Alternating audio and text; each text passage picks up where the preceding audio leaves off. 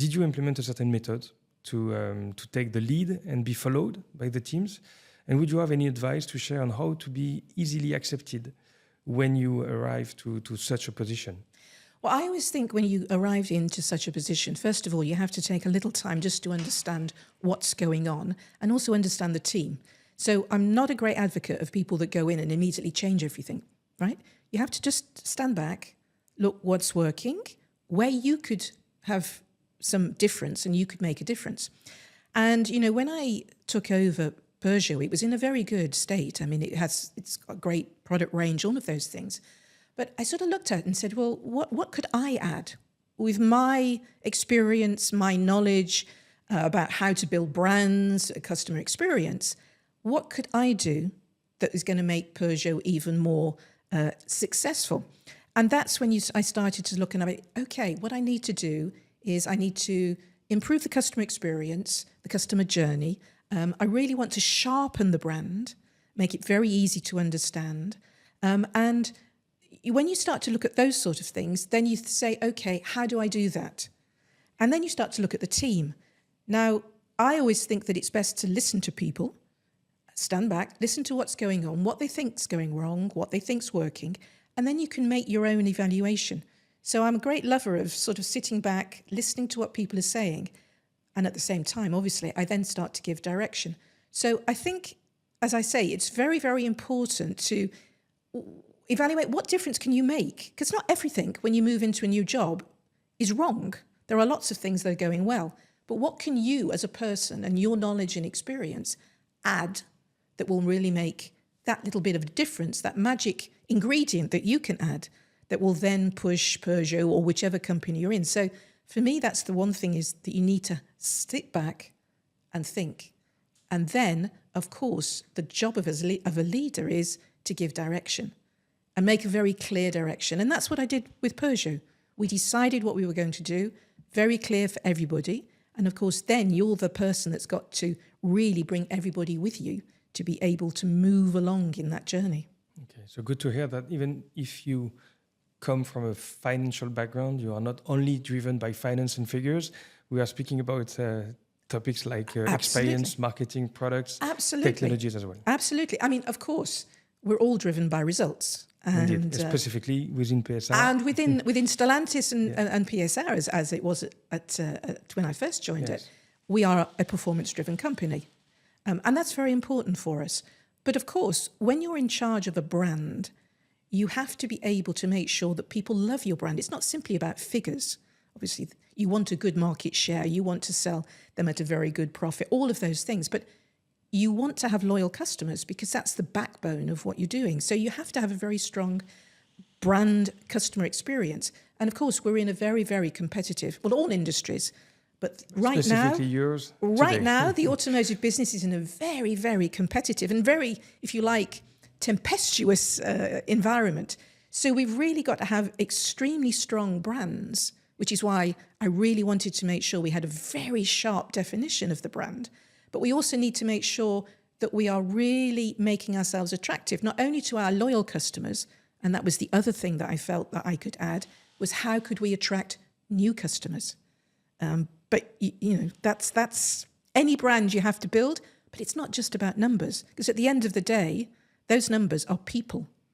So indeed, you have to think about everything that you do is those are customers. And I think that for me is maybe the difference that I jumped from when I was finance into a commercial and sales and marketing role, which was now when I think, whatever I do, whether we're designing a car, whether we're thinking about our website, whether we're thinking about what we're going to put on campaign on television, what we're going to do in terms of an after-sales program, whatever it may be, we always start with the customer. And everything else will follow, we hope. And maybe the figures will be a consequence than more. Well, I sincerely hope so. Yes, indeed. And you were speaking about the positioning of the brand, and I believe you are an expert in this area because before and in between Citroën and Peugeot, you were in charge of a study to define the positioning of each brand and making sure that each of those brands have a specific positioning within the group and within the markets. When we look at the Stellantis group, it's a significant company in the automotive sector for sure. You at Peugeot, on the, I believe, more than 6 million units sold per year at a Stellantis level, you represent 1/3 in Europe? Yeah, 1/3 in Europe and 1/5 in the world. Okay. And the group requires a huge effort in terms of synergies and consolidation, and it's part of the, let's say, main challenge of building Stellantis. But what is Stellantis' approach in terms of internal synergies? You were saying a few minutes ago that when you came to Peugeot, your job was to listen, but I don't know exactly what is the, let's say, where the limits of the group and those of the brands lie, and what can you do, as Peugeot, and what are maybe the constraints or the limits of your decisions? Well, I mean, that's a really interesting question. I don't like limits because that's like limits, challenges. I like to say, what are the opportunities of being part of Stellantis? And you're absolutely right. We've got 14, well, now we've got 15 brands because we've just added a Chinese one. So we've got 15 brands. So if we take it that in order for us to be successful, we need to make sure that all of those brands are complementary. I shouldn't be looking for customers of Citroën and or it's Opel. possible. It's entirely possible, but we need to make sure that we've got very strong brands, that in fact the competition is outside Stellantis, it's not inside. Mm-hmm. And as you quite rightly say, what we do is there are synergies that you can have, which may be the back office, or there may be synergies around the technological achievements and innovations that we can introduce. So, for example, we can have manufacturing platforms that we build our vehicles on, that can actually build vehicles for Citroën, Peugeot, Opel, whoever it may be. And we're able to spread the research and development and capital expenditure across all of those 15 brands. Technological innovations we can develop for a number of brands, and I can take advantage of them. So I always say it in a very simplistic way, is I got all of these platforms potential, I got all of this technology, if we think just purely about the product and the car, and I've got the ability to go into the supermarket of Stellantis and say, I'd like that one off that shelf, that, because that's right for me. The person who's in charge of Opel may go in and say, well, actually, I want that one, but no, that one's not for me. I want that technology. So as a brand CEO, you're defining exactly, because you've got all of the supermarket, you've got all the ability to choose the technology that is right for your customers, what your customers are looking for, and also at the price levels that your customers, because we range from very sort of affordable cars in Stellantis all the way up to luxury with Maserati. So we have this ability as a brand CEO to define exactly the technology.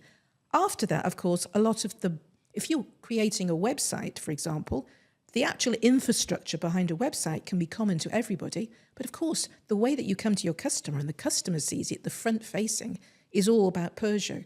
And that's where the brand CEO has to make the difference, to make sure that I fight for my brand, to make sure that I've got everything that is pertinent to my brand. So if you like, there are real opportunities of Stellantis, and it's the brand CEO has to define exactly what he or she wants to choose to make sure that it really does embody exactly what our brand is about. Mm-hmm. And you were speaking about using the image of a supermarket to select and choose. I mean, it's a very simplistic way of looking at it. Do you propose also, do you generate technologies, and do you have the possibility to decide what you have in the supermarket and drive the innovation? Absolutely. Yeah. So, I mean, I'll give you a perfect example. Back in the beginning of 2023, we went to the CES show back in Las Vegas. CES is one of the biggest, I'm sure you've been. Never been there, but would love. My advice is do, because it's amazing. So it's one of the biggest technological shows, the most important ones in the world. And Peugeot is present, or Stellantis? And we went in 2023, January, and we went with Peugeot with a concept. And that concept is called Inception. And if you have an opportunity, it'll be on YouTube and you can have a look at it, because this was really setting out the direction that we want to go when we are going for Peugeot. And we put, it was a large car built on one of the Stellantis platforms, and we put the technology in that we think. It was an autonomous vehicle, it was electric, all of these things. And one of the things that you see in there is that we moved to evolve the driving experience in the inside of the car. Now, I don't know whether you've ever driven a Peugeot, and maybe people that are watching this have never driven a Peugeot, but one of the distinctive elements of a Peugeot is in the interior what we call the iCockpit, which is, if you like, it's a very small steering wheel. It's all of the instruments are around you. It is it's a registered element of Peugeot. And it's, if you like, it's the second reason that people buy a Peugeot. And there's something like 12 million customers driving around. So back to the inception, we decided that we would show how we wanted to evolve the steering wheel. Well, the steering wheel that we're going to be introducing is called the Hypersquare. And this technology, which is linked with another technology called steer-by-wire, which is like an electronic link with a suspension, is not a round steering wheel. It's a rectangular steering wheel. And that technology is one that we've pushed through because we think it's right for our customers. And I've pushed that through the engineers, through Stellantis, to have that technology, which is 100% exclusive for Peugeot.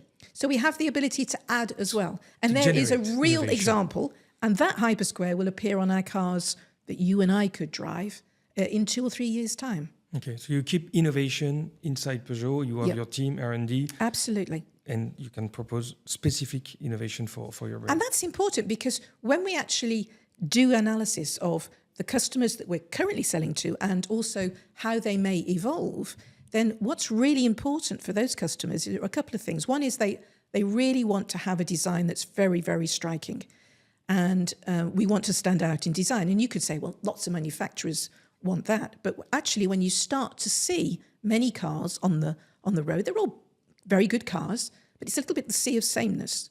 So what we're trying to do is be a little bit different. And the second thing is about technology. And they want technology not for the sake of having a gadget, but something that will really give them a pleasure to drive. Because what they're saying is, we love driving.